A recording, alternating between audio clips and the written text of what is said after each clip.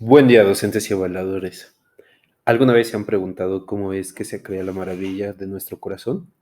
Nosotros somos el equipo número 4 de la licenciatura en Medicina General de la UAC, el cual está conformado por 9 estudiantes. Acompáñenos a descifrar esta gran enigma. Como bien sabrán por las previas entregas de evidencias, hemos seleccionado el tema de músculo cardíaco, tratando de cubrir generalidades sobre las múltiples ramas de estudio de la medicina. Sin más que agregar, les dejo con mis compañeros, iniciando por la anatomía cardíaca. Buen día, soy Magdalena Gutiérrez Valdés, soy estudiante de la licenciatura en Medicina General en la Universidad Autónoma de Durango. Esto es el proyecto morfológico. Vamos a hablar del músculo cardíaco, en especial yo les hablaré de la anatomía. Pues bien, el corazón es una máquina extraordinaria.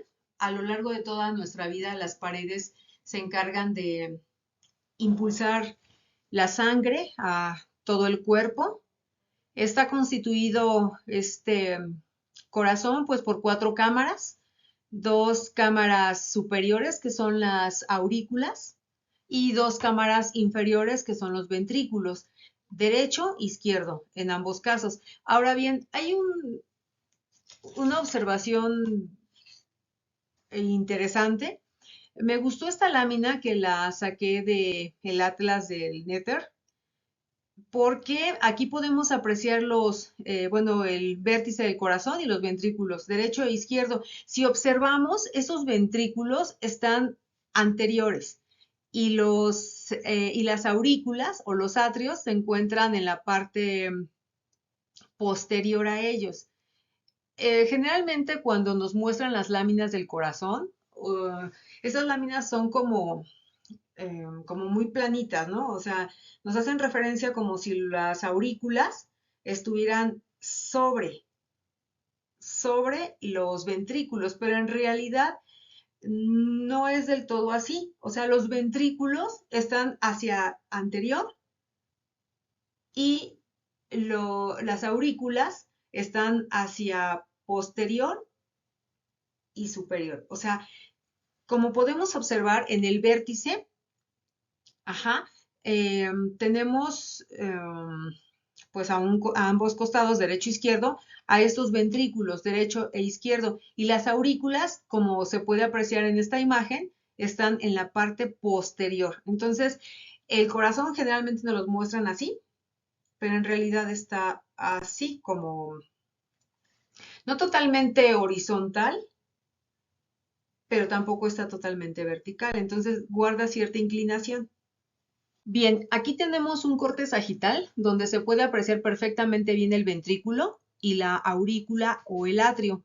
Ajá, lo que les comentaba, la disposición que tiene el corazón en realidad pues no está totalmente horizontal o vertical, guarda cierta inclinación. Bueno, una vez que ya hablamos de las cámaras del corazón, pues vamos a pasar a hablar un poquito de lo que son las válvulas.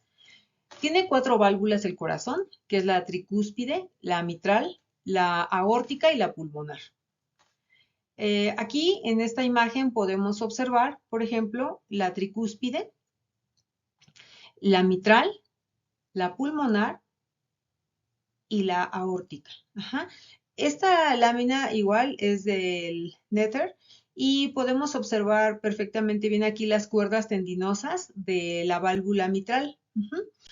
Bien, ahora vamos a checar lo que es la válvula tricúspide. Aquí igual vemos las cuerdas tendinosas y bueno, pues tricúspide, su nombre lo indica, ¿no? Esto tiene que ver con la cantidad de valvas que tiene 3, la mitral tiene 2 y enseguida pues vamos a checar lo que es la válvula pulmonar y finalmente pues la aórtica. Aquí, por ejemplo, tenemos la válvula pulmonar, se puede observar aquí. Ujú. Y aquí tenemos la válvula aórtica. Ajá, aquí está válvula aórtica y la pulmonar.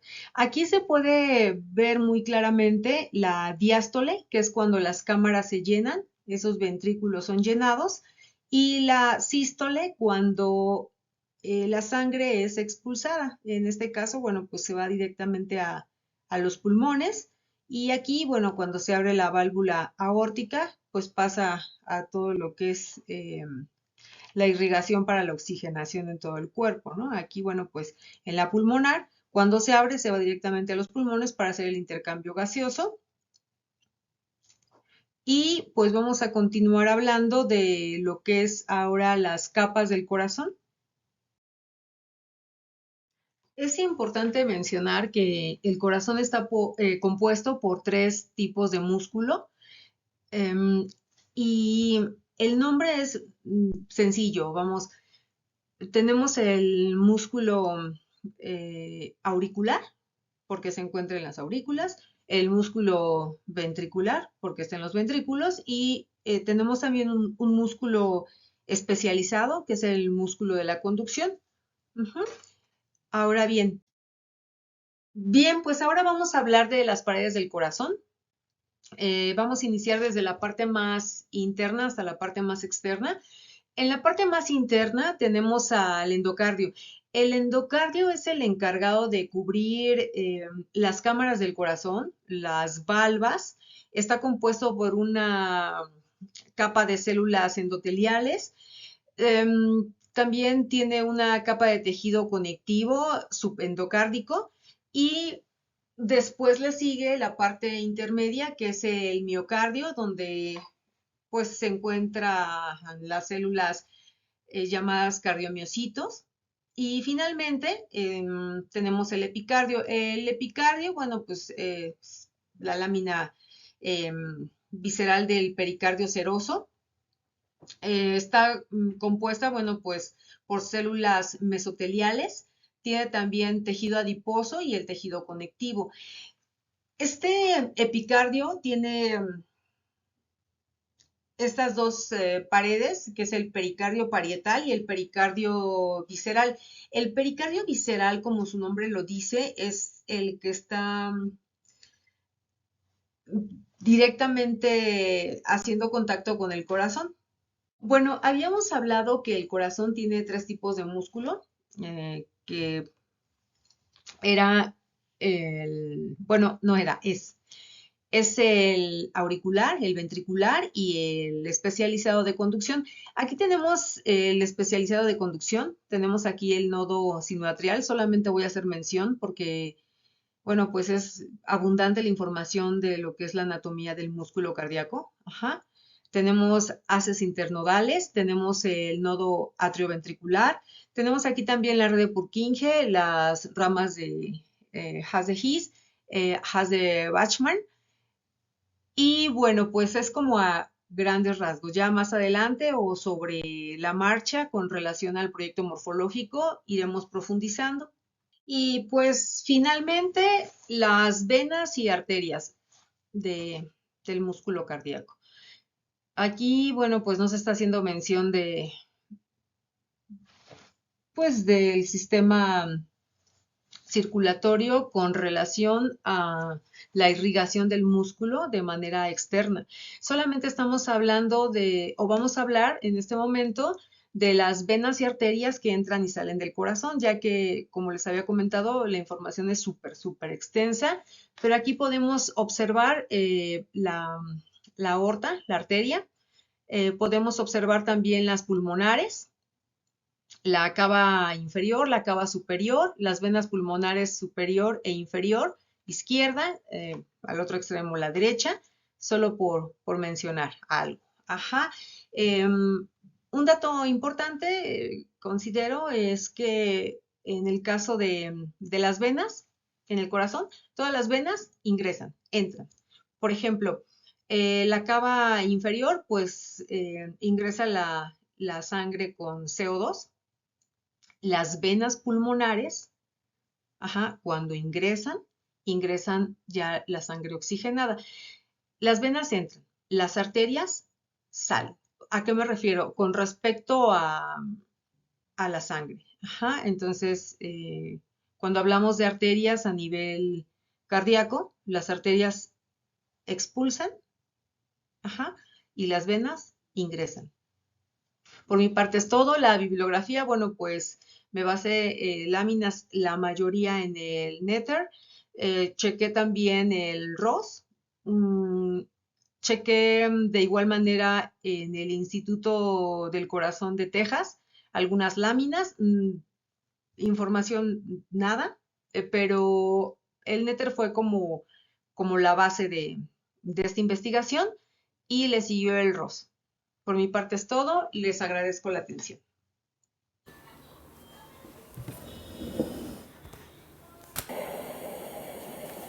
El sistema de conducción del corazón está constituido por un conjunto de estructuras encargados de transportar el potencial de acción para desencadenar la contracción del corazón.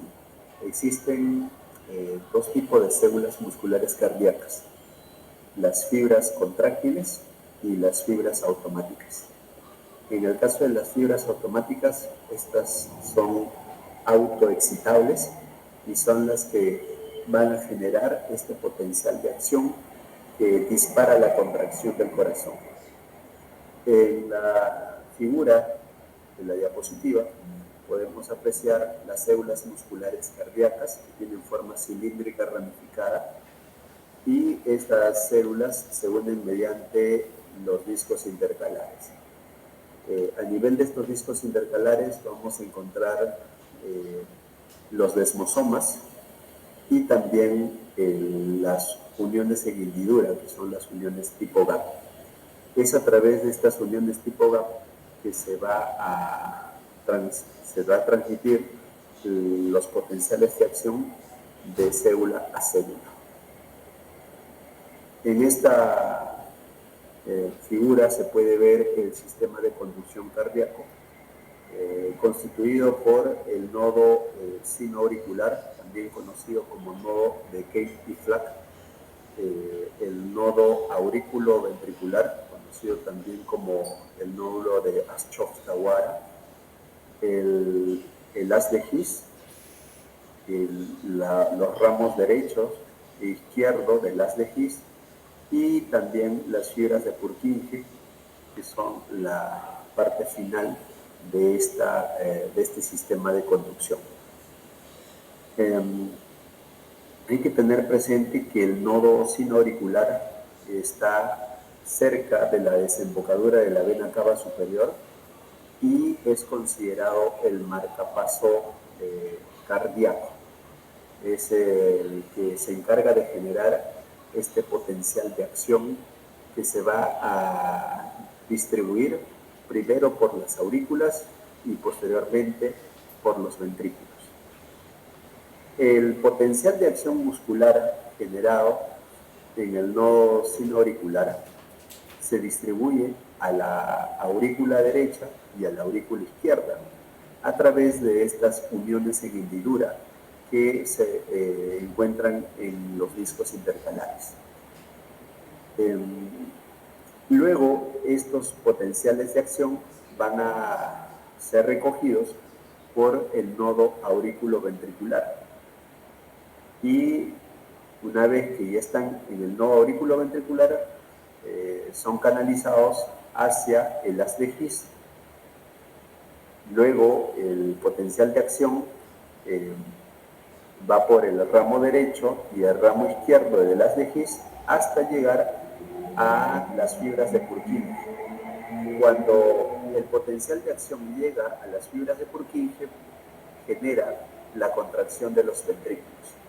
Hay que tener en cuenta que el potencial de acción cardíaco es una señal eléctrica y esa señal eléctrica primero se distribuye a las aurículas generando la contracción auricular y luego a través de las fibras de Purkinje se distribuye a los ventrículos generando la contracción ventricular. Este potencial de acción se genera por las fibras automáticas y también son conducidos por estas fibras que constituyen el sistema de conducción cardíaco. El pericardio es una envoltura que contiene al corazón. En la figura podemos apreciar el tórax, y a nivel del tórax encontramos cavidades. Una de ellas es la cavidad torácica propiamente dicha, y dentro de esa cavidad se encuentra las cavidades pleurales, que están ocupadas por los dos pulmones, y entre ambos pulmones se encuentra el mediastino, donde se encuentra el corazón dentro de una cavidad que viene a ser la cavidad pericárdica. Lo que podemos ver en la figura es el pericardio. El pericardio, como ya le había mencionado, es una envoltura fibrocerosa. Este pericardio es importante porque protege al corazón de infecciones, también es un medio de fijación para el corazón y evita el llenado de sangre excesivo por parte del corazón. Acá en esta diapositiva podemos apreciar en un corte del corazón, podemos apreciar mucho mejor al pericardio. El pericardio tiene dos capas. La capa externa del pericardio es el pericardio fibroso, que es el que estoy señalando con el puntero, y la capa interna es el pericardio seroso. Es la capa que está más cerca del corazón. Ahora, el pericardio seroso se divide en dos hojas. Una hoja que está adherido directamente al miocardio del corazón es la hoja visceral, también conocido como epicardio, y la hoja externa del pericardio seroso es la hoja parietal. Entre ambas hojas se encuentra una cavidad, y esa cavidad es la cavidad pericárdica, que contiene líquido. El líquido pericárdico es un líquido viscoso, cetrino, y tiene un pH ligeramente alcalino. En ese líquido podemos encontrar algunas proteínas, agua y también sales minerales, ¿no? Como el sodio, el potasio, el cloro.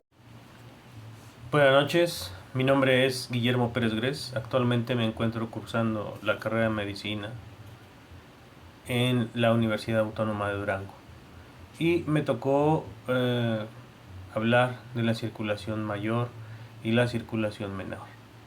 La función de las arterias consiste, si recordamos, en transportar la sangre con una presión alta hacia los tejidos, motivo por el cual las arterias tienen unas paredes vasculares fuertes y unos flujos sanguíneos importantes, con una velocidad alta. Las arteriolas son las últimas ramas pequeñas del sistema arterial y actúan controlando los conductos a través de los cuales se libera la sangre en los capilares. El cuerpo humano es irrigado desde la punta de los pies hasta la cabeza por sangre que transporta oxígeno, desde los pulmones y nutrientes, desde el sistema digestivo, hacia todas las células del cuerpo. Luego transporta los desechos de las células para que el cuerpo se deshaga de ellos. Tanto la sangre, el corazón y una serie de vías que forman una red laberíntica son considerados como los componentes del sistema circulatorio. También como dos bombas, pero sus componentes de cada sistema circulatorio jamás se mezclan, a menos que haya una lesión grave o enfermedad que complique el funcionamiento de esta bomba llamada corazón. La circulación menor inicia en la vena cava superior y la vena cava inferior. Llega a la aurícula derecha, abre la válvula tricúspide y llega al ventrículo derecho. Una función importante de la válvula tricúspide es no permitir el retorno de esta sangre. Abre ahora la válvula pulmonar para continuar por la arteria pulmonar hacia los pulmones, para ser enriquecida de oxígeno. El dióxido de carbono pasa de la sangre al aire que se encuentra en el interior de los alvéolos. Al mismo tiempo, el oxígeno pasa del aire a la sangre de los capilares. Ahora vamos a recordar la circulación mayor. Una vez que la sangre se oxigenó en pulmones y está rica en nutrientes, pasa a través de la vena pulmonar hacia la aurícula izquierda.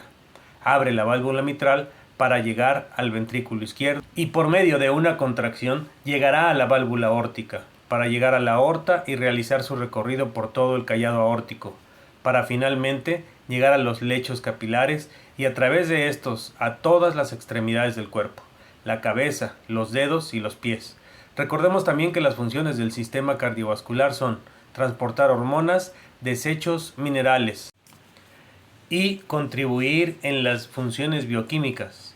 Todo esto pasa en menos de un segundo en cuanto a la circulación mayor y menor. Si tenemos preguntas, esperamos poder resolverlas. Muchas gracias. Para la formación del corazón se inicia a partir del día 16 de la gestación. En este día se inicia el proceso de la gastrulación, que es la formación de un disco trilaminar a partir del disco bilaminar que se crea posterior a la implantación uterina, que está formado por el epiblasto y el hipoblasto. El epiblasto inicia el proceso de invaginación a través de la línea primitiva para crear el ectodermo, el mesodermo y el endodermo, a lo cual denominaremos como el disco trilaminar. Para el día 20 y 25 de la gestación se crea el sistema cardiovascular. Este aparece para cuando el embrión ya no puede satisfacer sus requerimientos nutricionales por medio de la difusión. Para estos días se aprecia la formación de los arcos faringios, los cuales están en estrecha relación en los campos cardíacos. Las células cardíacas progenitoras se ubican en el epiblasto. Desde ahí migran a través de la línea primitiva y de manera bilateral de la capa visceral del mesodermo. Allí forman el campo cardiogénico primario. Estas células forman ciertas regiones de las aurículas y todo el ventrículo izquierdo. También forman casi todo el ventrículo derecho. La otra parte del ventrículo derecho y el tracto de salida se derivan del campo cardiogénico secundario o izquierdo, que aporta células para la integración de las aurículas y el extremo caudal del corazón. Las células contralaterales son precursoras de cada estructura del corazón. Los campos cardiogénicos primarios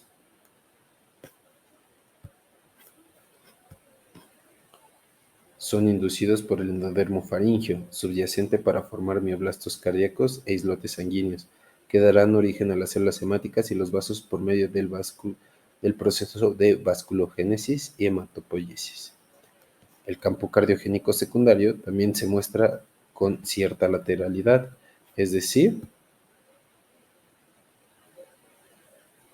que las ubicadas en el lado derecho contribuyen a la porción izquierda de la región del tracto de salida y aquellas en el lado izquierdo contribuyen al lado derecho. La región cardiogénica se forma con el paso del tiempo. Los islotes se unen y constituyen un tubo en forma de herradura, revestido por endotelio y rodeado por mioblastos. La cavidad corporal primitiva pasa a ser la cavidad pericárdica.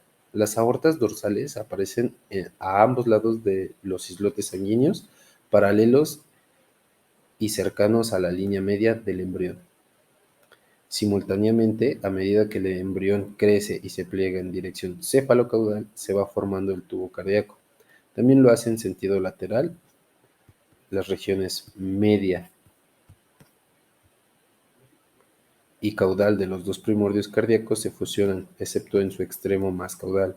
La región central, curva y cefálica del tubo, con forma de herradura, se dilata para constituir el tracto de salida futuro y las regiones ventriculares. El corazón se convierte en un tubo dilatado continuo, constituido por un revestimiento endotelial y una capa miocárdica externa.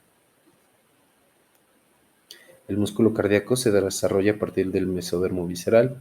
Los mioblastos se adhieren entre ellos mediante uniones especiales que más adelante se desarrollan en discos intercalares. Las miofibrilas se desarrollan del mismo modo que el músculo esquelético, por los mioblastos, pero los mioblastos no se fusionan.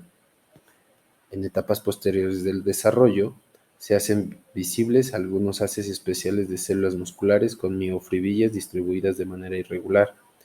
Estos haces, llamados fibras de Purkinje, forman el sistema conductor del corazón.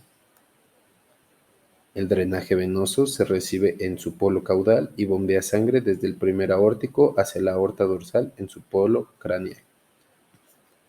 La región media del mesocardio dorsal se degenera y da origen al seno pericárdico transverso, que conecta a ambos lados de la cavidad pericárdica. La formación del órgano propicárdico ocurre en células mesenquimatosas ubicadas al borde caudal del mesodermo dorsal. Las células de esta estructura proliferan y migran sobre la superficie del miocardio para formar el epicardio. El tubo cardíaco queda constituido por 3 capas: endocardio, miocardio y epicardio o pericardio visceral. A lo largo de toda la longitud del tubo se hacen evidentes 5 dilataciones: el tronco arterial, el bulbo cardíaco, el ventrículo primitivo, la aurícula primitiva y el seno venoso. Estas 5 dilataciones forman un asa con torsión hacia la derecha y desarrollan las estructuras adultas del corazón. El tronco arterial se encarga de formar la aorta troncopulmonar.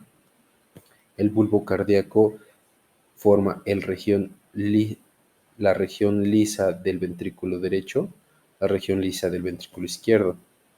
El ventrículo primitivo da origen a las regiones trabéculas del ventrículo derecho y del ventrículo izquierdo. La aurícula primitiva da origen a las regiones trabéculas de la aurícula derecha y la región trabécula de la aurícula izquierda. Los senos venosos dan origen a la región lisa de la aurícula derecha y al seno coronario o vena oblicua de la aurícula izquierda. Es importante recordar que la región lisa de la aurícula izquierda se forma mediante la incorporación de partes de las venas pulmonares en la pared auricular. La unión de las regiones trabécula y lisa de la aurícula derecha se denomina cresta terminal. Para el día 28, mientras se forma el asa cardíaca, las expansiones locales se hacen visibles a lo largo del tubo. La porción auricular, que inicialmente es una estructura situada fuera de la cavidad pericárdica, forma una aurícula común y se incorpora a la cavidad pericárdica. La articulación auriculoventricular continúa siendo estrecha y forma el conducto auriculoventricular, que conecta la aurícula común y el ventrículo embrionario temprano. El bulbo arterial es estrecho excepto en su tercio proximal. Esta parte forma la porción trabecular del ventrículo derecho. La parte media del cono arterial forma los infundíbulos de ambos ventrículos. La parte distal del bulbo, el tronco arterial, forma las raíces y la parte proximal de la aorta y la arteria pulmonar. La unión entre el ventrículo y el bulbo arterial, que externamente se observa en forma del surco bulboventricular, sigue siendo estrecha y recibe el nombre de agujero interventricular primario. Por lo tanto, el tubo cardíaco se organiza en regiones a lo largo de su eje cráneo-caudal, desde el cono tronco hasta el ventrículo derecho y el ventrículo izquierdo y la región auricular respectivamente. Las pruebas sugieren que la organización de estos segmentos está regularizada por genes de homosecuencias, de manera parecida a como lo están la organización del eje cráneo-caudal del embrión. Cuando se está finalizando la formación del asa, el tubo cardíaco de la pared lisa empieza a formar trabéculas primitivas en 2 áreas bien definidas de la parte más proximal y distal del agujero interventricular primario. El bulbo conserva su pared lisa de forma transitoria. El ventrículo primitivo, que ahora está trabeculado, recibe el nombre de ventrículo izquierdo primitivo. Asimismo, el tercio proximal trabeculado del bulbo arterial se le puede llamar ventrículo derecho. La porción conotraucal del tubo cardíaco inicia situada en el lado derecho de la cavidad pericárdica. Se desplaza poco a poco hacia una posición más central. Este cambio de posición se debe a la formación de las dilataciones transversales de la aurícula que sobresalen a ambos lados del bulbo arterial.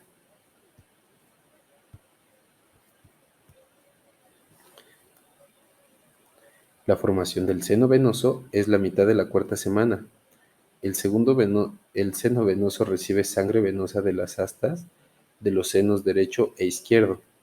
Cada asta recibe sangre de 3 venas importantes: la vena vitelínea o vena onfalomesentérica, la vena umbilical y la vena cardinal común. Al principio, la comunicación entre el seno y la aurícula se amplía. Pronto, sin embargo, la entrada del seno se traslada hacia la derecha. Este movimiento es causado principalmente por la derivación de izquierda a derecha de la sangre, que tiene lugar en el sistema venoso durante las semanas cuarta y quinta del desarrollo, con la oblicuación de la vena umbilical derecha y la vena vitelínea izquierda durante la quinta semana. El asta del seno izquierdo pierde su importancia rápidamente cuando la vena común izquierda se oblicuera a la 10ª semana. Todo lo que queda del asta o del seno izquierdo es la vena oblicua de la aurícula izquierda y el seno coronario. La derivación de izquierda a derecha de la sangre hace que el asta del seno derecho y las venas derechas se agranden considerablemente. El asta derecha, que ahora constituye la única comunicación entre el seno venoso original y la aurícula, se incorpora a la aurícula derecha para formar la porción de pared lisa de la aurícula derecha. Su entrada, el orificio sinoauricular, está flanqueado a cada lado por sus pliegues valvulares. Las válvulas venosas derecha e izquierda, estas válvulas se fusionan por la parte dorsocraneal y forman una cresta conocida como septum spurium. Al principio las válvulas son grandes, pero cuando el asta del seno derecho se incorpora a la pared de la aurícula, la válvula venosa y el septum spurium se fusionan con el tabique auricular. En desarrollo, la parte superior de la válvula venosa derecha desaparece por completo. La parte inferior evoluciona en 2 partes. La primera es la válvula de la vena cava inferior y la segunda es la válvula del seno coronario. La cresta terminal forma la línea situada entre la porción trabeculada original de la aurícula derecha y la porción de la pared lisa, es decir, el sinus venarum, que se origina a partir del asta del seno derecho. Se forman 4 tabiques cardíacos: el tabique aortopulmonar, el tabique auricular, el tabique auriculoventricular y el tabique interventricular. El tabique aortopulmonar, su formación es debido a las células de la cresta neural, ya que éstas migran de la región del tromboencéfalo a través de los arcos faringios 3, 4 y 6 e invaden tanto el borde troncal como el vulvar. Estos rebordes crecen y se enroscan en forma de espiral para finalmente fusionarse y formar el tabique aortopulmonar. Este último divide en el tronco arterial y el bulbo cardíaco en la aorta y el tronco pulmonar. El tabique auricular se forma a partir del septum primum.